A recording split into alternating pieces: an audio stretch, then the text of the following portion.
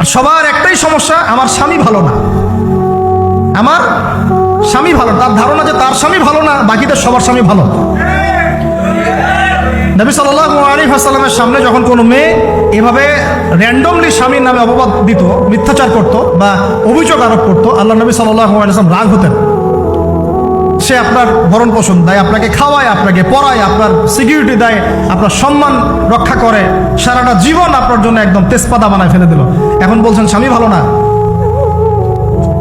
মেয়েদের দিনদার মেয়েদের মধ্যে যে পরিমাণ স্বামীর প্রতি অশ্রদ্ধা, অসম্মান আর কটুবাক্য, সম্মানহানি, গায়রতের খেলাফ কাজ করার যা দৃষ্টান্ত আমাদের সামনে আছে, আর বেদিনদের ব্যাপারে বলার তো আমার ভাষাই নাই।